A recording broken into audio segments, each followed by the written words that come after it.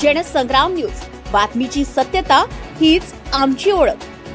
नागपूरमध्ये इंधन टंचाई कधी संपणार? पंपावर लांबच लांब रांगा, गॅससाठी नागरिकांची धावपळ। नागपूरमध्ये इंधन आणि घरगुती गॅस टंचाईचे संकट दिवसेंदिवस गडद होत चाललंय। पेट्रोल पंपावर वाहनांच्या लांबच लांब रांगा, तर गॅस एजन्सी समोर नागरिकांची प्रचंड गर्दी। अनेक पेट्रोल पंपावर इंधनच उपलब्ध नाही, त्यामुळे पंप ठप्प। काही ठिकाणी इंधन विक्रीवर मर्यादा, तर काही ठिकाणी नियमच नाहीत। डिजिटल पेमेंट करणाऱ्या नागरिकांचे हाल, कारण सर्वत्र कॅश ओनलीची सक्ती। घरगुती गॅस वितरणामध्ये मोठा विलंब होत असल्यानं गृहिणींची पायपीट सुरूच। सिलेंडरसाठी तासनतास रांगा आणि संयमांचा अंत होत चालला दिसतोय। पण इथे मोठा प्रश्न, प्रशासन म्हणत साठा मुबलक आहे, मग नागरिकांना हा त्रास का? इंधन पोहोचत नाही की व्यवस्थापन फेल?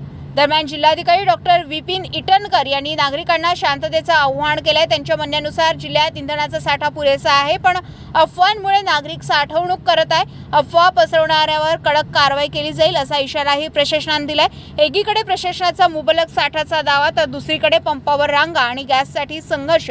नागपूरकरांना दिलासा कधी मिळणार आणि संकट कधी संपणार? तुषार मुठाळ, जनसंग्राम न्यूज, नागपूर।